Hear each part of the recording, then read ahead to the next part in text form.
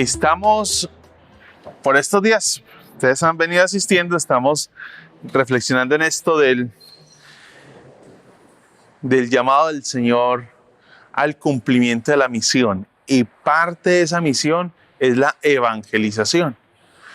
No la agota, no la agota. La evangelización es parte de la misión, no agota la misión. Es parte de la misión que el Señor nos ha encomendado. Y por eso estamos en lo que hemos querido llamar Seminario de Evangelización, construyendo una cultura de evangelización. ¿Y qué es esto de construir una cultura de evangelización? Entender, para ponerlo como en un término bien contemporáneo, es la iglesia debe vivir en modo evangelización. ¿Y qué significa eso de vivir en modo evangelización? Que no es algo ocasional, sino que es algo que se vive, que en la cotidianidad hay que vivirlo y hay que hacerlo. Ese es el llamado que nos hace el Señor en su palabra. Y hemos venido entonces como revisando algunas cosas acerca de la misión. Y quiero retomar una frase con la que terminamos hace 8 días. Y la frase con la que terminamos hace 8 días es la idea que nos está comunicando John Stott. Y la frase que nos comunica John Stott, ahí la tienen ustedes en pantalla. Dice, por un lado, tiene un llamado, hablando de la iglesia, tiene un llamado a vivir en el mundo, pero a no conformarse al mundo. El primero, podríamos decir, es un llamado a la mundanalidad, porque es un llamado a insertarse en el mundo. Es decir, un involucramiento en la vida del mundo. Pero el segundo es un llamado a la santidad, a rehusarse a aceptar los estándares del mundo. De manera que no tenemos libertad como pueblo cristiano de preservar nuestra santidad por escapar del mundo. Es decir, ¿escapamos del mundo para poder conservar la santidad? No. No. Ese doble llamado de estar separados del mundo, pero involucrados en el mundo, insertados en el mundo, pero tampoco sacrificar nuestra santidad por conformarnos al mundo. O sea, ese involucramiento en el mundo no está dando por sentado que entonces ahora olvido y abandono el llamado del Señor. De ninguna manera. Ese no puede ser la forma en como nosotros lo entendemos.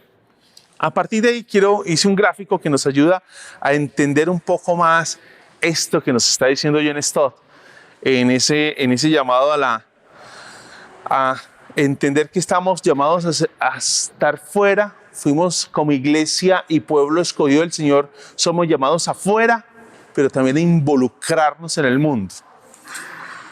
Y es ahí cuando nosotros, la iglesia en el mundo, cómo se ve en el mundo y cómo debe verse. Estoy tratando de recoger lo que expresa la frase que acabamos de leer. Por una parte, es llamada fuera del mundo para pertenecer a Cristo, porque le pertenecemos a Cristo. Hemos sido hechos miembros del cuerpo de Cristo. Hemos sido apartados por el Señor. Entonces, por una parte tenemos un llamado afuera del mundo, a ir afuera del mundo. Pero por otra parte, es enviada a la iglesia de vuelta al mundo. Esto es importante entenderlo y dejarlo claro como contenido de nuestra misión. ¿Por qué? Porque creo que la iglesia de alguna manera ha concebido que su papel es aislarse del mundo. Y no solo la iglesia, creo que los judíos del primer siglo también lo concebían de esa manera. Ustedes recuerdan la manera en cómo censuran a Jesús porque está sentado con publicanos y pecadores, porque está sentado en casa de un cobrador de impuestos, porque ha compartido con unas mujeres de una reputación allí en el pueblo judío no muy buena, porque ha compartido con unos hombres que han sido descalificados por la religión y no les era permitido sentarse a compartir la mesa. Y Jesús lo que hace es sentarse a la mesa con ellos y por eso es censurado. Eso da cuenta de cómo somos llamados a estar fuera, pero a la vez a involucrarnos. Somos enviados de vuelta al mundo. Eso es lo que hablábamos hace 8 días de la santa mundanalidad. Y eso de la santa mundanalidad, eso suena como fuerte. Santa mundanalidad, sí, recuerde, insertados en el mundo, pero nunca perdiendo de vista que hemos sido llamados a no adaptarnos a los estándares del mundo. No, conservando la santidad, pero nunca aislados del mundo. Esto nos lleva a pensar a nosotros, por ejemplo, cómo debe ser la relación con nuestras familias no creyentes. ¿Cómo debe ser? ¿Cómo nos movemos nosotros en el ámbito de lo académico, de lo laboral, de lo social? ¿Cómo nos movemos cuando estamos rodeados de personas no creyentes? ¿Cómo nos movemos en medio de ellos? ¿Nos aislamos porque son no creyentes? ¿Los descalificamos a ellos? ¿Los consideramos como no dignos de nuestra relación y nosotros sostenemos algún tipo de acercamiento? ¿O entendemos que hemos sido llamados a vivir para el Señor, insertados en ese mundo, y que estamos llamados, como lo hizo Jesús, a compartir la mesa? Y entiéndase lo que culturalmente significaba para un judío compartir la mesa. ¿Qué puede significar para nosotros hoy? ¿Qué puede significar?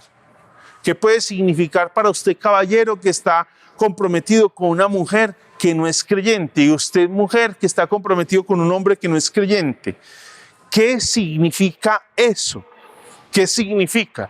Que usted nunca lo acompaña a ninguna actividad, que usted nunca va con él o con ella a ninguna actividad, que usted vive totalmente aparte porque él es un hombre del mundo y usted se considera una mujer o un hombre tan santo que no lo acompaña a ninguna de sus actividades.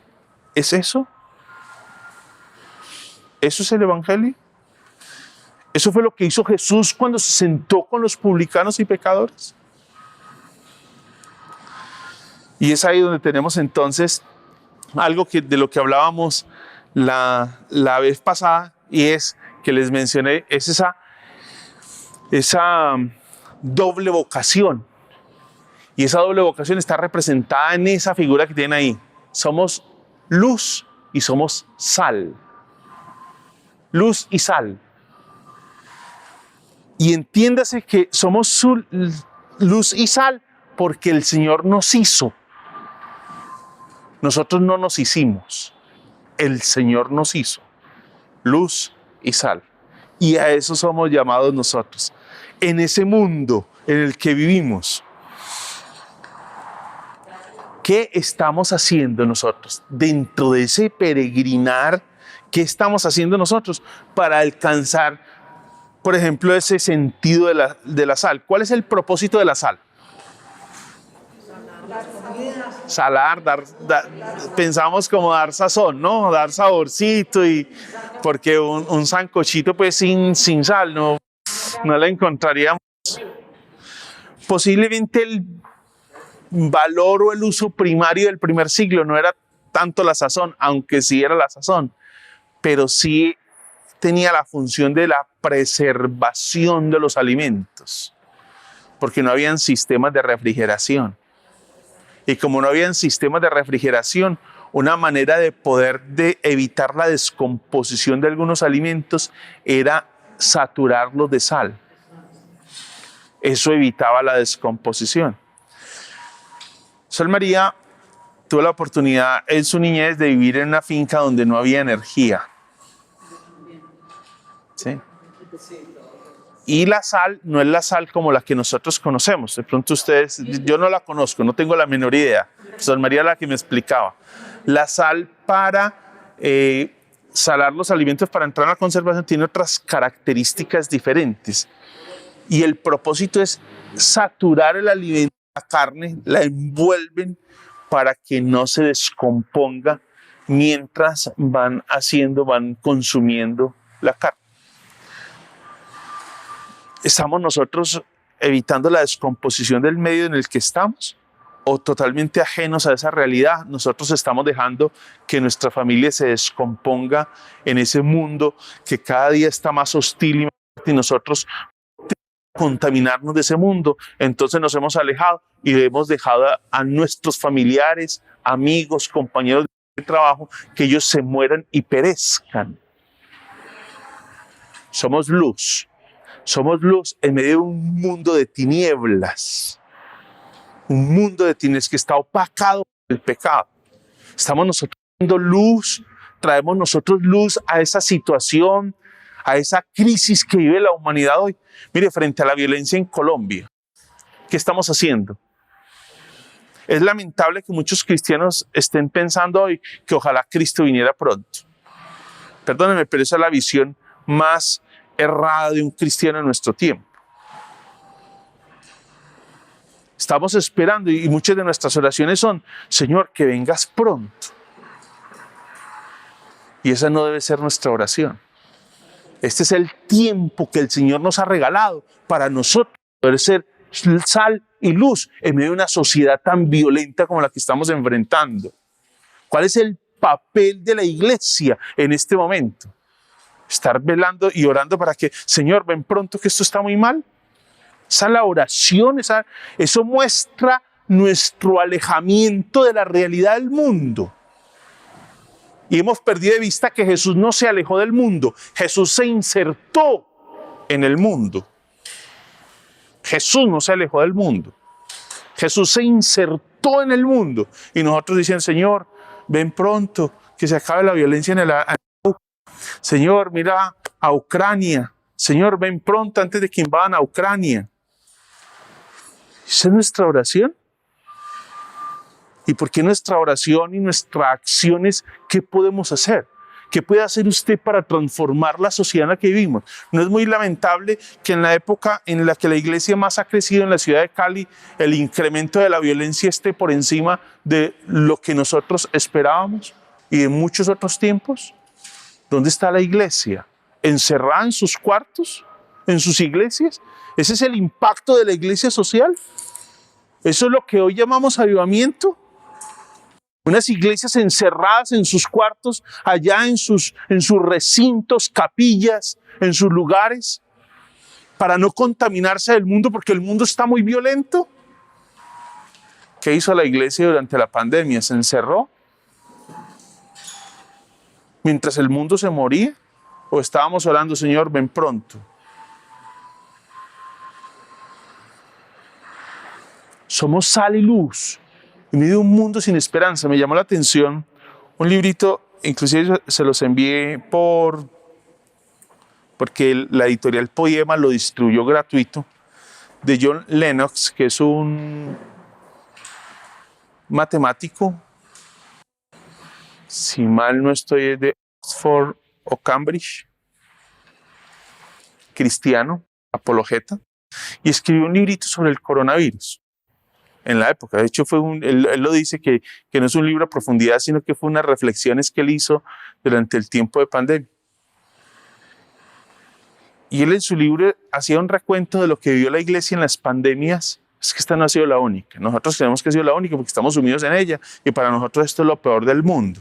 Entonces estamos aquí lamentando: Señor, ven pronto, otra pandemia no la aguantamos. Hubo peores crisis que esta en el mundo. Nosotros estamos pensando que esta es la peor del mundo. Esto no es lo peor del mundo.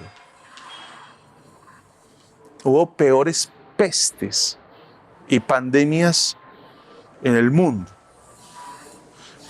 Y una cosa que me llamó la atención de John Lennox es que él en su librito va a decir cuál fue el papel de la iglesia y cómo reaccionó la iglesia en tiempos de pandemia. Eso para mí fue un desafío. Porque mientras yo estaba muerto de miedo en el cuarto, allá protegiéndome de que coronavirus no llegara, y tenía unos escudos fuertísimos, entonces nosotros boleábamos alcohol, nos colocábamos 5 tapabocas, salíamos con unas defensas impresionantes y toda la cosa. Llega este señor y nos dice ¿Que sabe qué hizo la iglesia en la época donde la muerte rondaba y estaba acabando con las expectativas de las personas?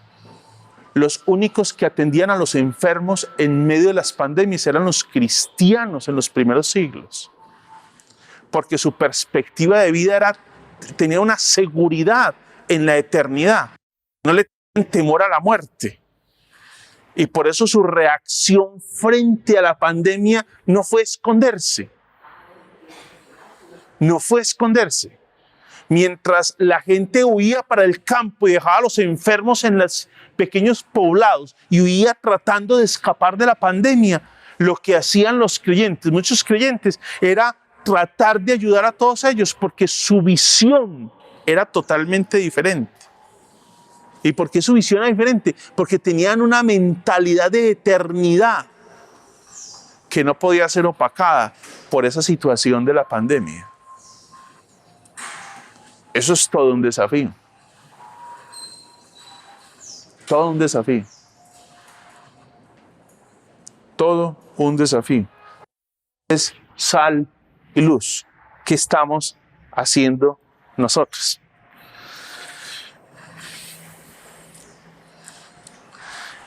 Ese es el llamado del Señor. Ustedes son la sal de la tierra, son la luz del mundo. Insisto, la iglesia no se hizo sal, ni la iglesia se hizo luz.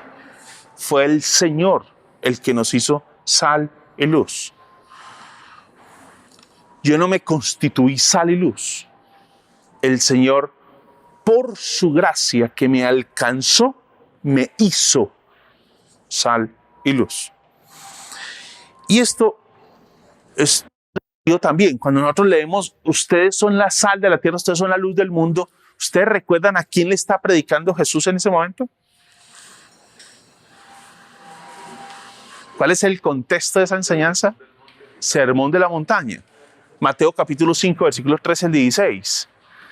Es la enseñanza siguiente a las bienaventuranzas. Es la enseñanza siguiente. Y ustedes recuerdan que la introducción a las bienaventuranzas es Jesús sentado con sus discípulos y detrás una gran multitud. De verdad que esto no es una enseñanza para los discípulos. Es una enseñanza para la multitud. Y a esa multitud le está diciendo son sal y son luz. Los constituye en la medida que vivan esas bienaventuranzas. Vivan esas bienaventuranzas. Ellos podrán ser sal y luz. ¿Cuál es la relación entre la iglesia y el mundo? ¿Cómo es que la iglesia debe relacionarse y debe vincularse con el mundo? ¿Cuál es la relación que sostenemos con el mundo cuando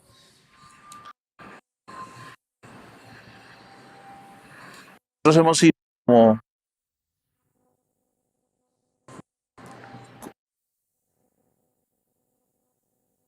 en esto de la eutanasia, ¿no?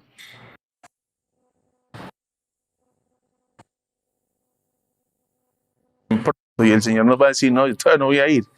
Necesito que cuentes esa idea de la eutanasia. Un asunto de discusión en este momento en Colombia, ¿no? El aborto. ¿Qué está haciendo la iglesia para hacer sal y luz en medio de eso? ¿Qué está haciendo la iglesia? La relación. Entonces lo que nosotros hacemos es, no, nosotros acá nos encerramos, no compartimos toda la energía, conocimiento, comprensión de la iglesia católica, porque no soy católico romano. Sé que lo que hizo la católica romana fue de una contundencia frente a la eutanasia, fue de una contundencia que dio de qué hablar a todos los medios de comunicación. No sé si usted tiene conocimiento de que la Iglesia Católica emitió una cartilla hablando de la eutanasia. Y la manera tan férrea como me tocó escuchar esta semana una discusión con un sacerdote, cómo defendía el don de la vida en medio de una cultura de la muerte. Cómo defendía el don de la vida. Y fue altamente cuestionado, puesto contra el ring por los periodistas. Y el tipo firme, con preguntas como ¿dónde está Dios en medio del sufrimiento? Yo no comparto mucho el pensamiento del señor Lineros, del padre Lineros. No le camino al hombre, pero sí me sorprendió. Yo sé que hay muchas personas que son simpatizantes de él, pero creo que es todo un total humanista y además de eso motivador. Y son dos asuntos muy cuestionables dentro de su enseñanza, el contenido de su enseñanza. Y el hombre dio una respuesta que me dejó, dentro de todo lo que le he escuchado, que a veces se sale de unas formas, de unas impresionantes, llega y sienta algo y dice, es que el sufrimiento forma parte de la vida y el ser humano no puede huirle a esa realidad. Es contundente el asunto, contundente. Pero eso es ser sal y luz. Pararse, hablar de la palabra del Señor en medio de la sociedad. Para con sus parientes, amigos, vecinos, compañeros de estudio y de trabajo. ¿Cuál es nuestra responsabilidad? ¿Cuál es la responsabilidad para con la comunidad no creyente? Señor, no pensaba del Señor, mi padre no conoce al Señor. Y el hombre tiene un allá el otro te da tratando. Y yo diciéndole, Señor, ven pronto. En vez de ocuparme de cómo alcanzarlo y cómo poder pregonarle la palabra del Señor.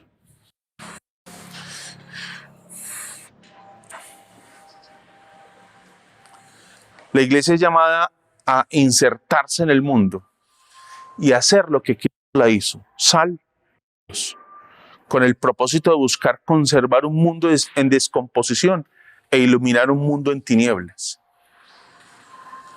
Que eso nos va a costar, claro, a Jesús le costó y Él sí nos lo garantizó. A usted no les va a ir mejor que a mí. Recuerde que a Jesús lo querían apedrear y Jesús nos dijo, a usted no les va a ir mejor que a mí. Pero nosotros tenemos la ilusión de que nos va a ir mejor que a Él. Jesús nos lo garantiza, no va a ir mejor que a mí, porque estamos en una sociedad con unos principios y unos valores totalmente opuestos al Evangelio, totalmente opuestos. Vaya, siéntese en un grupo de feministas a hablar del aborto y plantee su postura. Y lo que hace la iglesia es abstraerse de esas discusiones. No, porque no se sienta ahí. Presente el asunto. Hágale. No, es que yo no sé qué decir. ¿Cómo que no sabe qué decir? Lo que el Señor le ha enseñado, lo que el Señor le ha dado, lo que ha sido su reflexión desde la palabra. Eso es lo que usted tiene para decirle al mundo.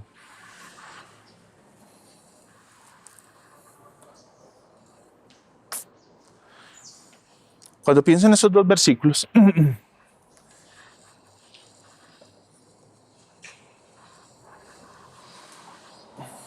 cuando hablamos con los pastores, perdón me abstraigo del grupo, pero cuando miramos a los pastores consideramos que ellos son las personas como elegidas por Dios para el cumplimiento. De hecho, nosotros usamos mucho la palabra llamado, ¿no?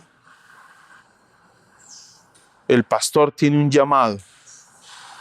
Esta persona tiene un llamado al pastorado. Esta persona tiene un llamado. Cuando usted lee ese texto bíblico, ustedes son la sal de la tierra y la luz del mundo, nos damos cuenta de algo. Y es que todo discípulo es llamado. Porque ahí todos los discípulos están siendo llamados a ser sal y luz. Entonces, todo discípulo tiene un llamado. Y entiéndase que tiene un llamado al ministerio. Usted dirá, al ministerio pastoral.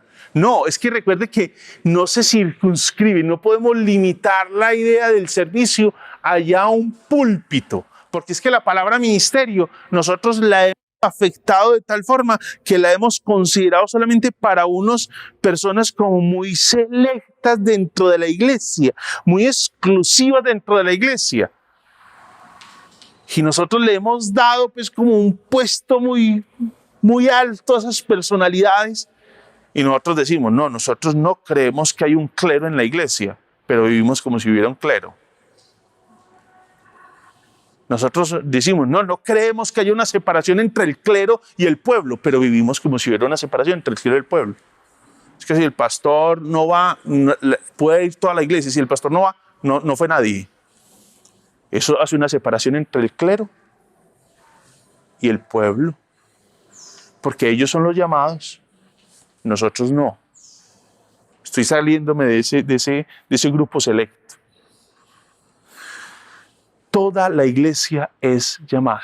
Cuando el Señor dijo, ustedes son la sal de la tierra y la luz del mundo, es toda la iglesia es llamada. Toda la iglesia. Al ministerio. Y entiendas el ministerio como servicio, porque la palabra ministerio significa servicio. Servicio. Y toda la iglesia ha sido llamada al servicio. Si somos discípulos, entonces nosotros debemos dedicarnos al servicio a Dios y a la sociedad, al mundo. Pero es un servicio en los términos de Dios. No es un servicio en los términos que la sociedad quiere imponérmelo. Es un servicio en los términos de Dios. Así es como debo vivir esa realidad del Evangelio. Hemos venido dándole vueltas a este tema del evangelismo y vamos a tratar como de puntualizar qué es lo que significa el evangelismo. He tomado una decisión de un señor llamado Mac Stiles. Es el autor de este librito.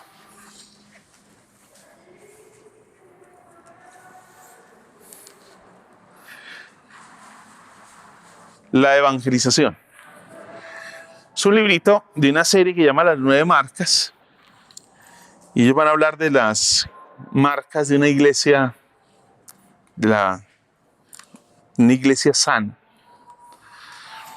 Y este librito va a decir que una iglesia sana entiende esto que acabamos de decir. Y es que la iglesia se entiende como toda llamada al ministerio, al cumplimiento de la misión y aprende a vivir en modo misión permanentemente. Si usted va a la plaza de mercado, usted debe estar en modo misión. Si usted va a su trabajo, debe estar en modo misión. Si usted va al supermercado, debe estar en modo misión. Si usted va a la universidad, debe estar en modo misión. Si usted va al colegio, debe estar en modo misión. Si usted viene a la iglesia, en modo misión. Si usted toma un taxi, en modo misión. En modo misión debe vivir la iglesia. En modo misión. Y él nos va a definir el evangelismo de la siguiente manera. La evangelización es enseñar, anunciar, proclamar, predicar. El evangelio, el mensaje que Dios nos lleva a la salvación. El mensaje de Dios que nos lleva a la salvación. Con el objetivo, la esperanza, el anhelo, el deseo, el sueño, la meta de persuadir, de invitar, de poder atraer a las personas al Señor. No somos nosotros quien las trae, es el Señor. Pero cuando nosotros evangelizamos, tenemos la intención de que venga. Y eso hay que dejarlo claro, porque puede ser que nosotros evangelicemos con el ámbito con el deseo, de que el Señor condene al otro. Y si dice, yo nunca lo he hecho de esa manera. Es posible que en algún momento nosotros evangelicemos con el deseo de que el otro sea condenado. En algunos momentos es posible que ese sea nuestro deseo, ¿sí? En el propósito de comunicarle algo, pero no para que se convierta, porque la palabra de Dios tiene algo claro y es, en una oportunidad, una predicación se los decía, porque a nosotros nos ofende un poquito ese texto de Isaías cuando dice que Dios llama a Isaías y se repite permanentemente en el Nuevo Testamento. Los evangelios, Pablo lo repite y el apóstol Juan lo repite también en el Apocalipsis, cuando dice que teniendo oídos no oyen, y da como la idea de que el Señor como que cerró sus oídos para que no escucharan. Y cuando llama a Isaías, efectivamente Dios llama a Isaías, es al fracaso ministerial. Pensaría uno. ¿Y por qué fracaso ministerial? Porque lo llama para que nadie se convierta. Vaya y hable, pero nadie le va a prestar atención. Vaya y predique, pero nadie lo va a escuchar. Vaya y anuncie, pero le advierto, nadie va a prestarle atención. ¿Y por qué nadie va a prestarle atención? Porque la palabra de Dios siempre tiene un efecto en el corazón. O es, doblega el corazón o endurece el corazón. Doblega el corazón o endurece el corazón. Siempre tiene ese efecto la palabra. O endurece o doblega. A la luz de esa definición que vamos tratando de recoger, que es la que acabé de darles acá, de la evangelización como es enseñar el evangelio con el objetivo de persuadir. Dejemos claro que no es evangelización. O sea, evangelización no es la recepción del evangelio. Es decir, evangelicé en tanto la gente me responda al anuncio que estoy dando. No. Es el anuncio con el deseo, con el anhelo de que las personas vengan a Cristo. Y cuando lo defino en esos términos, entonces yo no defino evangelización. Es, no evangelicé hoy, porque hoy en el cumplimiento de la misión, en esa cotidianidad, no logré evangelizar a nadie porque nadie hizo la oración de fe. ¿Pero le hablaste a las personas de Cristo? ¿A esa persona desamparada con la que te encontraste le hiciste un llamado a venir al Señor? ¿A arrepentirse de sus pecados? ¿Lo convocaste a venir a Él? Sí, eso es evangelización. Es el anuncio. Es el anuncio del evangelio. La evangelización no son resultados. ¿Cuántos evangelizaste? No, cinco hicieron la oración de fe. No, ninguno. No puede ser que ninguno. Pero estuviste compartiendo, hablaste la palabra. Y la evangelización no es un método. La evangelización tiene unos puntos que deben estar incluidos, y en un momento, creo que no hoy, dentro de 8 días estaremos tocando, incluye unos puntos. Pero la evangelización no es un método, o sea, solo evangelizo si uso las 4 leyes. Muy bonito pues el tema de Bill Bright, que desarrolló las 4 leyes. Interesante pues el método que desarrolló el hombre con la cruzada estudiantil para Cristo, y luego con Vida para Colombia y con lo que ahora conocemos como CRU. Interesante, muy bacano. Pero decir que eso es evangelizar, no, eso es un método, pero no agota la evangelización. Es posible que yo no tenga conocimiento de las 4 leyes espirituales, pero puedo estar evangelizando. En tanto, esté cumpliendo con unos mínimos de los que estaremos hablando un poco más adelante. Como les dije, de pronto dentro de 8 días estaremos hablando de esos mínimos. ¿Qué es la evangelización? J.I. Packer, en otro librito que se los presentaba la vez pasada sobre la evangelización y la soberanía del Señor, nos va a dejar claro por qué la evangelización no debe definirse a partir de los resultados. Evangelicé porque 5 hicieron la oración de fe, evangelicé porque 5 estuvieron muy receptivos, porque 2, o no evangelicé porque me acerqué a 20 personas y ninguno, o tuve la oportunidad de compartir con un grupo de mis amigos, estudiantes, compañeros de trabajo, y ninguno me prestó atención. De hecho, me ignoraron y hasta posiblemente se burlaron. Es posible que exista todo eso. Pero vamos a mirar lo que dice J.I. Packer en cuanto a la evangelización. La evangelización es predicar el evangelio. Es una obra de comunicación en la cual el creyente pregona las buenas nuevas que nuestro Padre misericordioso nos enseñó. La medida de evangelismo nunca debe ser su resultado, sino debe ser la fidelidad con que se predica la palabra. Y ahí hay un punto interesante. O sea, lo que determina si estoy evangelizando es el anuncio fiel de la palabra del Señor. Cuidado con esos nuevos looks que le estamos haciendo a la doctrina. Le estamos haciendo unos looks tan interesantes a la doctrina que los estamos modernizando. ¿Sí? Estamos haciendo unos looks. No estoy aquí contra la canción de este señor Santiago Benavides.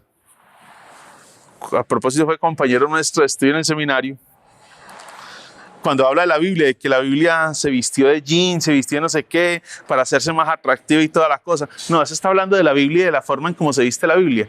Aquí estamos hablando de la doctrina, la manera en cómo peluqueamos la doctrina, el look que le estamos haciendo a la doctrina para que sea más aceptable al medio en el que nos movemos.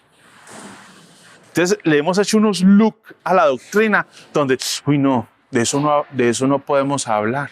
Y si nos preguntan, decimos que no. Esos son los fanáticos los que piensan así. Nosotros en la iglesia no. ¿Y ustedes qué piensan de la eutanasia? No, eso no es punto de discusión para nosotros. Cada uno hace lo que le da la gana. Dios lo hizo libre. ¿Y ustedes qué piensan del aborto? No, las mujeres deciden qué hacer con su cuerpo, porque en últimas Dios nos hizo libres. Entonces le estamos haciendo unos looks. ¿Qué vamos a hacer del movimiento LGTBIQ?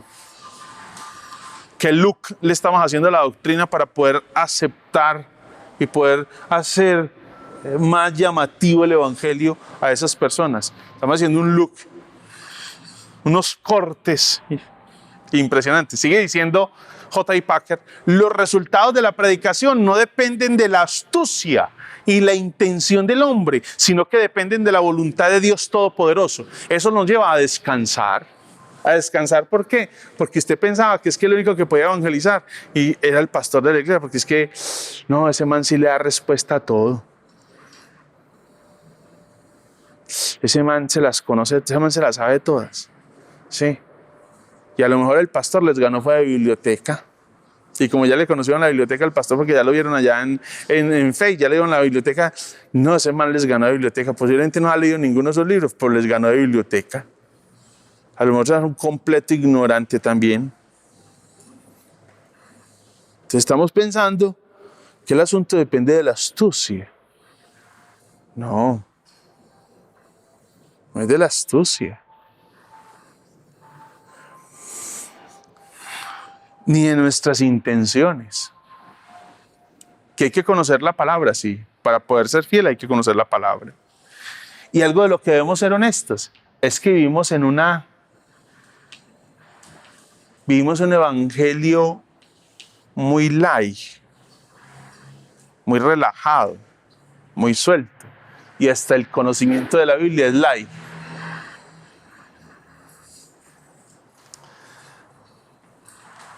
Cuando la mayoría de los que estamos acá sentados llegamos al Señor, digo la mayoría porque veo que la mayoría de los que estamos acá posiblemente llevamos más de 20 años en la iglesia,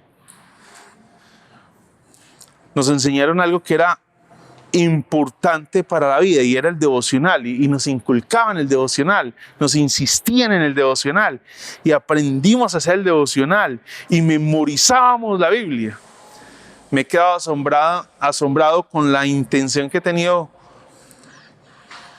He venido en un acompañamiento a algunas parejas por estos días, varias parejas pensando pues en casarse y les he hecho mucha insistencia en la necesidad de sostener una relación personal con el Señor para poder construir unos matrimonios sanos, ¿sí? Y bueno, toda una enseñanza allí que damos y a partir de un libro que manejo que se llama De Camino al Matrimonio, y el primer capítulo dice, un buen cónyuge es un buen discípulo de Jesús. Entonces he comenzado a insistirles en la necesidad de que oren al Señor, lean la palabra, hagan su devocional. Ha sido sorprendente la manera tan débil, y son personas ya conocedoras, tan débil en la que sostenemos un acercamiento a la Escritura y el conocimiento tan débil de la palabra de Dios hoy.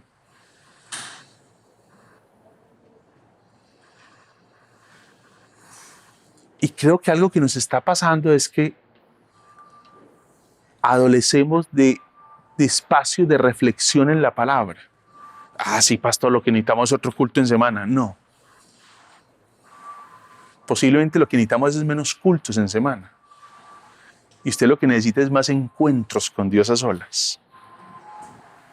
De silencio delante de Él. Y de reflexión en su palabra. Dejar que Dios le ministre a través de su palabra. Lo quebrante a través de su palabra. Le rompa ese duro corazón. Eso que usted no ha querido ceder y que yo no he querido ceder. Dejar que Dios nos confronte. Nos toque donde nos duele.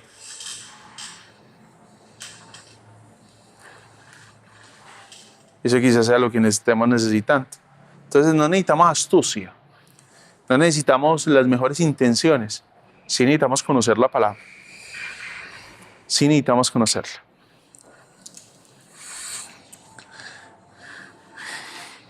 Y aquí quiero ir terminando con esto. Estamos en qué sí es la evangelización. La evangelización, la esencia de la evangelización radica en la fiel proclamación del evangelio. La fiel proclamación del evangelio.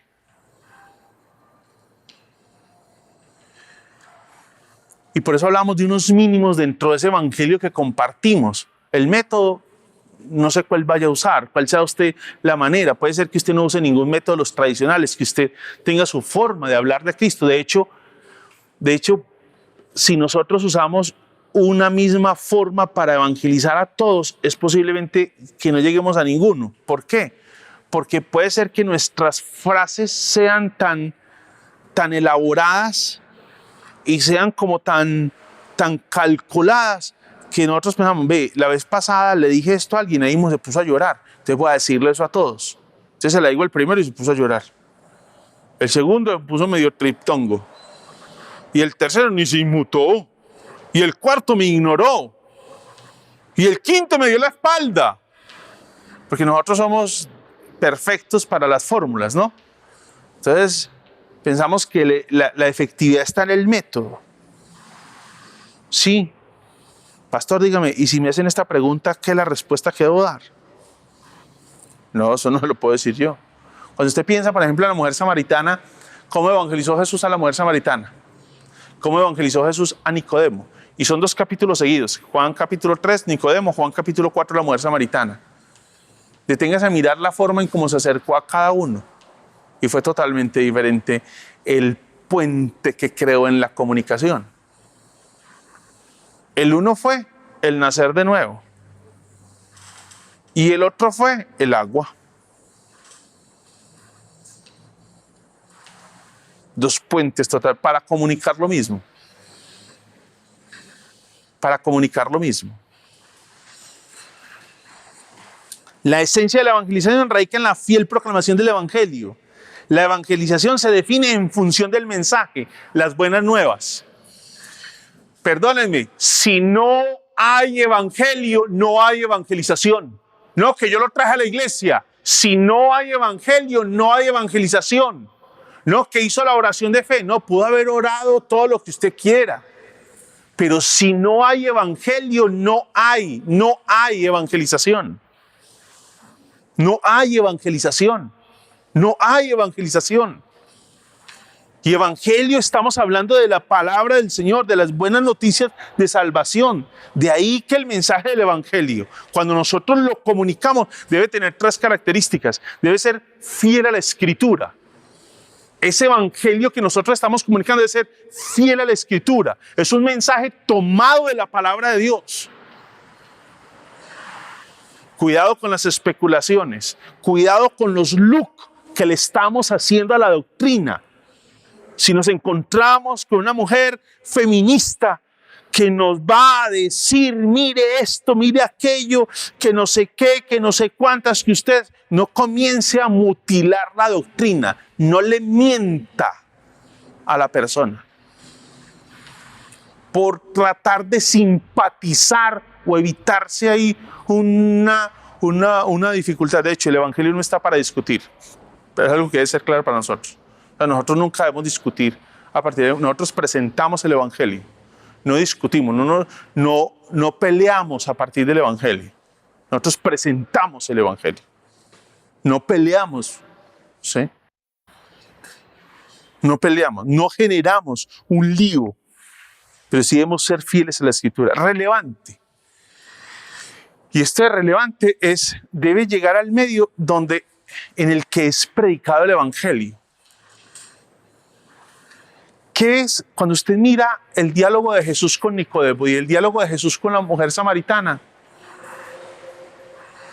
Es un diálogo tan relevante, o sea, logra llegar a la necesidad de cada uno, porque logra leer la necesidad y piensa cómo el Evangelio le responde a esa necesidad que tiene.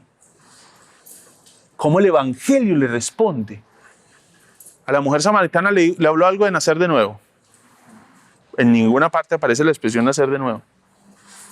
Y a Nicodemo le habló del agua. A Nicodemo nunca le habló de nacer del agua y del Espíritu, ¿no? Fue el único que le menciona, el único punto donde menciona el agua. Eran diferentes. El uno era un religioso y la otra era una mujer que posiblemente, por la condición de los 5 maridos que ha tenido, es una mujer que gozaba de pronto de algún desprecio social. Posiblemente.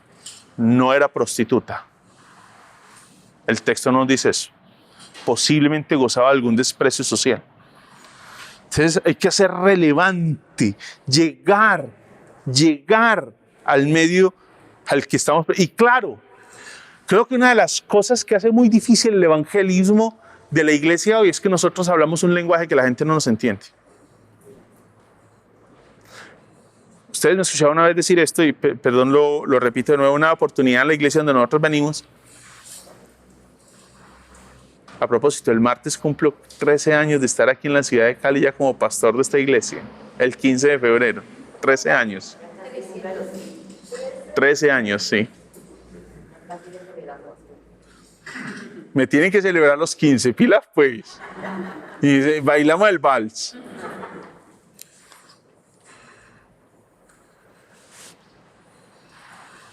El culto, creo que el apóstol Pablo nos dice, hablando en 1 Corintios capítulo 14, hablando del don de lenguas y la obsesión que la iglesia tenía por el don de lenguas, que afortunadamente en nuestro tiempo se ha ido perdiendo la obsesión por el don de lenguas.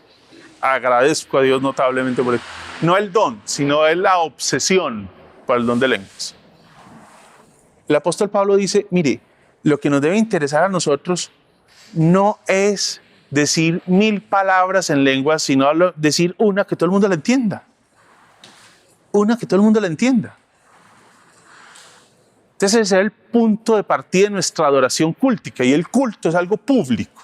Llegan personas nuevas, llegan personas de muchos años en la iglesia, personas nuevas. Hoy probablemente vendrán, hace 8 días vinieron muchas personas nuevas a nuestra iglesia. Entonces el ejercicio que hacía con la iglesia, ellos cantaban, entonaban la canción, les fascinaba la canción "Oh moradora de Sión". Perdónenme, pero es uno de esos cantos que yo mandaría a quemar en la iglesia. Lo mismo que eso de la niña de tus ojos y todos esos cantos machucos los mandaría a quemar en la iglesia. Y me dio por hacerle un examen. ¿Usted sabe qué es moradora de Sión? Al grupo de alabanza. ¿Usted sabe qué es moradora de Sión? ¿Usted sabe qué es moradora? ¿Usted sabe qué? ¿Usted sabe?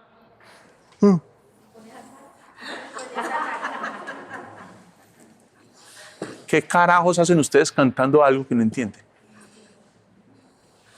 Oye, nosotros cantamos algo que ni nosotros entendemos y pretendemos con eso llegar al mundo. Algo que nos afecta, Elohim Baruch Hashem, un canto. Genial. No, estamos hablando hebreo. Hasta mal lo pronunciamos, pero decimos Elohim Baruch Hashem. ¿Qué significa eso? ¿Sabe qué? ¿Para qué lo canta? Para darse el lujo de decir que está cantando en hebreo. ¿Qué tontería es esa? Pero eso, hablemos pues de esa terminología. Pero ¿qué de nuestra manera de presentar el evangelio con una jerga que solamente nosotros los evangélicos la entendemos? Con unos términos que solo nosotros los entendemos.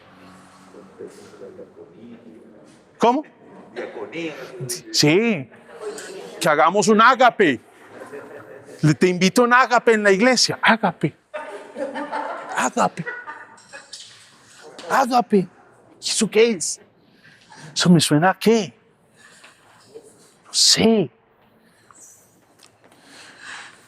El mensaje debe ser fiel, relevante y claro. Use los términos que la gente habla.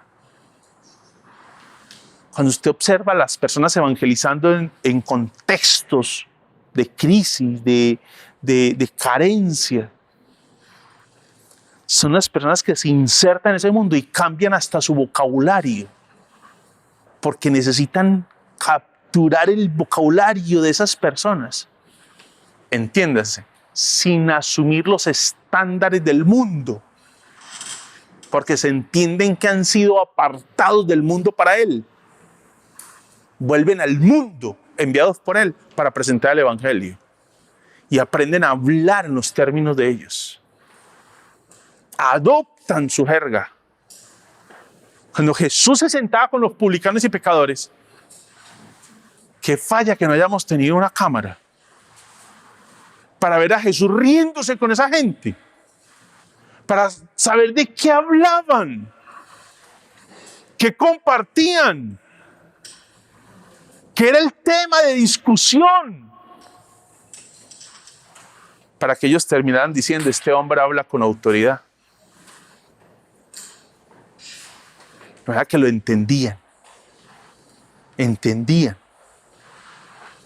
Nuestro evangelio es un evangelio que nosotros con dificultad entendemos y a veces pretendemos que el mundo lo entienda. Desde nosotros los predicadores. Creo que nosotros los predicadores somos los primeros que deberíamos comenzar a cambiar nuestro lenguaje al transmitir el evangelio.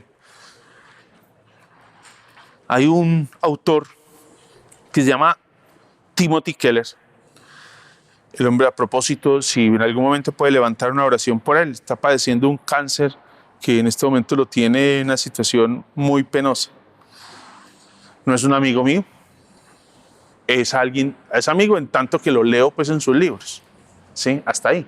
Es un pastor presbiteriano, no Cumberland, presbiteriano, con una centralidad del evangelio, y una de las cosas que le ha reconocido el mundo evangélico es que logró en Nueva York levantar una iglesia presbiteriana grandísima. Y una de las cosas que se ha preguntado es cómo es que este hombre logró levantar una iglesia tan grande en Nueva York, en un contexto tan multicultural. Y una de las cosas que ha logrado valorarse los que han estudiado la obra de Timothy Keller, dicen que una de las cosas que él ha logrado es que ha logrado afirmar la cultura en los valores que no batallan contra el evangelio, y ha logrado proponerles los valores del evangelio de una manera. Leas un librito de él que se llama Encuentros con Jesús.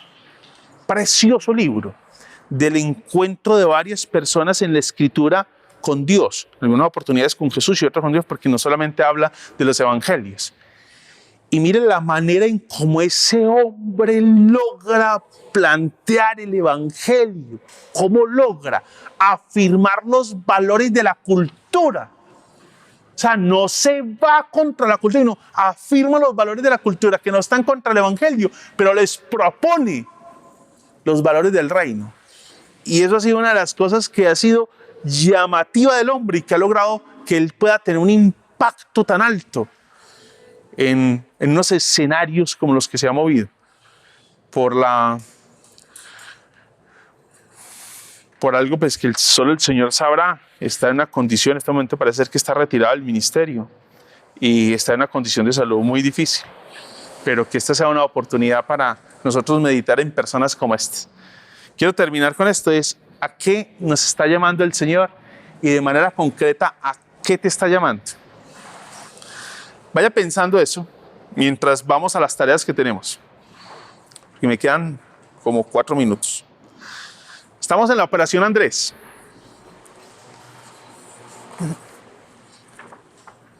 ¿Sí? El plegable. Operación Andrés. Recuerde que después de esto no vamos a hacer una actividad evangelística, es decir, no nos vamos a ir a evangelizar a Versalles. No es lo que yo estoy esperando.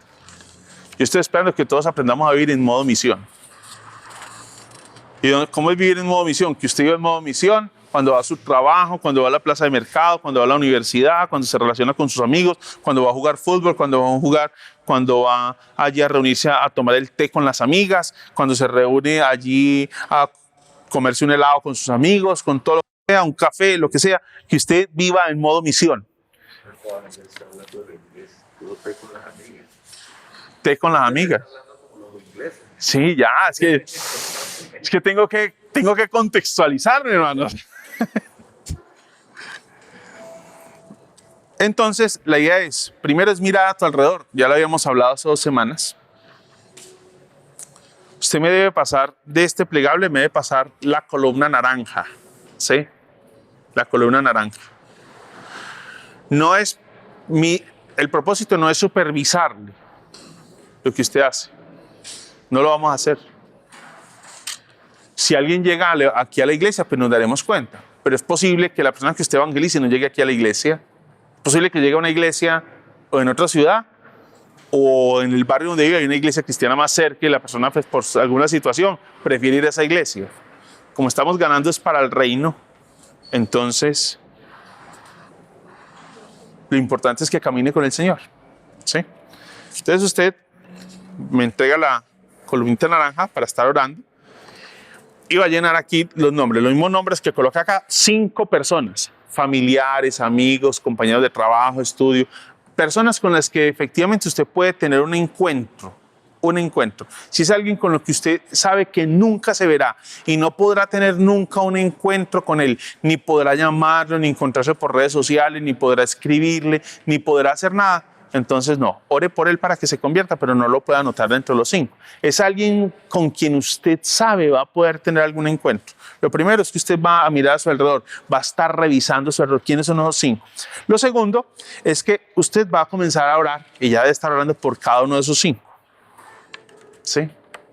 Y orar para que el Señor propicie un encuentro, para que el Señor los prepare a ellos y le vaya preparando a usted para un encuentro. Y viene el café. ¿Y por qué les coloco el café? Porque me parece a mí que el café es una de esas representaciones, uno de esos íconos de lo que es sentarse a conversar con el otro, propiciar un encuentro con el otro, un encuentro informal, no rígido, informal, en la cotidianidad. ¿Sí? En la cotidianidad, allí, usted va caminando, planea, y usted lo que va a hacer, muestre ese amigo, gane su confianza, comparta con ellos alguna actividad que sea de interés para cada uno. Y coloco el café, porque me parece que el café puede ser algo que, reconociendo que hay muchos que no toman café, no sé si será por asuntos de religión, de salud o qué, pero no saben de lo glorioso que es el café, de la gloria de Dios que es. ¿Cómo? Por asuntos de salud, no se toma café, sí. Y usted debe estar alerta a las oportunidades que el Señor le da para sostener un acercamiento con ellos. Alerta. Y aquí sí, viene una frase que me parece que debe ser para nosotros, claro, y es, nosotros tenemos que ser intencionales. Intencionales es que tenemos que aprender a romper ese hielo. Y el primer paso es el más difícil. Pero rompa el hielo. Eso sí, cuando le den la oportunidad, ahí fue. Posiblemente no para leerle toda la Biblia de Génesis y Apocalipsis, porque se le va a dormir ahí. Sí. Pero sí para usted comenzar a cultivar un espacio, un acercamiento, porque aquí estamos en la idea de cultivar la amistad, un acercamiento a ellos. Estamos en el tercer paso, un acercamiento. Escríbale un mensajito. Dígale, estoy orando por usted por la situación que me enteré. Sí. Una notica de, usted sabe que está pasando por un problema, colóquele una notica en el WhatsApp. Si es un compañero de trabajo, pídele una notica ahí que se la deja sobre el escritorio. Estoy orando por ti, confianza. Vamos en el Señor. Una nota. Sea intencional, ¿sí? Ese es el tercer paso. Nos quedan todavía dos domingos en los que espero definir el contenido del Evangelio, porque como todavía estamos en cultivar la amistad, usted todavía no está hablando del Evangelio, sino que está cultivando la amistad. Dentro de 8 días estaremos hablando del contenido del Evangelio y eso nos va a definir más qué es lo que yo debo entonces transmitir en ese llamado a ser fiel, relevante y claro. Fiel, relevante y claro. Solamente tengo 1 minuto, porque ya me pasé.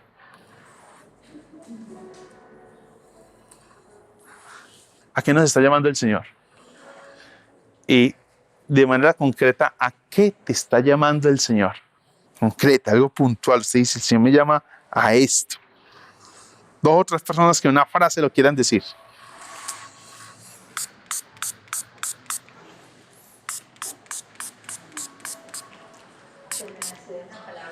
A permanecer en la palabra. A dejar el temor.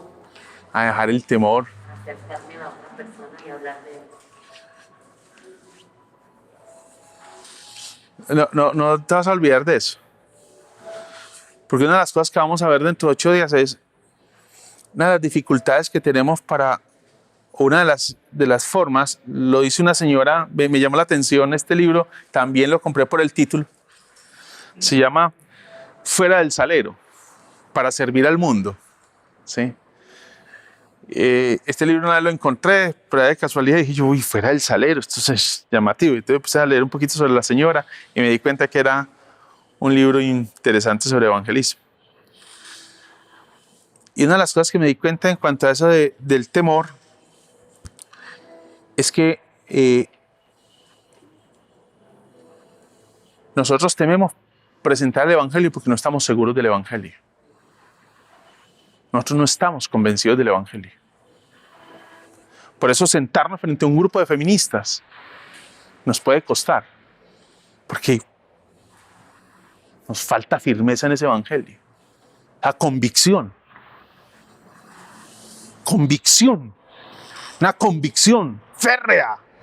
Hasta obstinados debemos ser cuando se trata de la voluntad de Dios.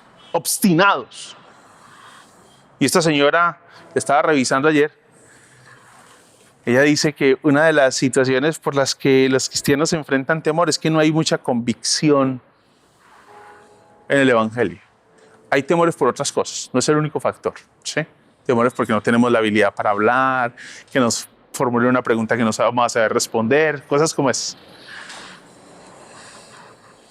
Pero ella va a poner un ejemplo de su universidad cuando estaba en la universidad en España, porque ella estudió en España, ella era una americana pero estudió en España. Ella dice que ella se queda asombrada en la época en la que ella estaba, que el marxismo estaba con una fuerza impresionante. Ella queda asombrada de la convicción de los marxistas. Y decía, puede ser que no tuvieran mucha claridad en cuanto a lo que pensaba Marx, pero lo que sí tenían era convicción en lo poquito que ellos creían y conocían de Marx. Y eso comenzó a desafiarla a ella, cuando ella fue llamada a comenzar a testificar a la Universidad de Jesús. Y comenzó a darse cuenta de la convicción que ellos tenían. Es si estos confían en Marx, que no es la verdad, y lo presentan de manera tan categórica y contundente, yo que tengo la verdad, porque tengo temor de hablar. Señor, gracias por esta oportunidad que nos brindas. Rogamos que nos sigas desafiando y llamando, Señor, al cumplimiento de tu palabra. Sensibilízanos, Señor, al ejercicio, Señor, de ese llamado que nos has hecho. Y a ver la evangelización como parte de la vida. A vivir en modo, Señor, misión. Vivir en modo misión. Permanentemente, Señor, adorándote. Estamos en tus manos, bendice el culto y que sea un tiempo de encontrarnos contigo. En el nombre de Jesús, amén, Señor. Amén.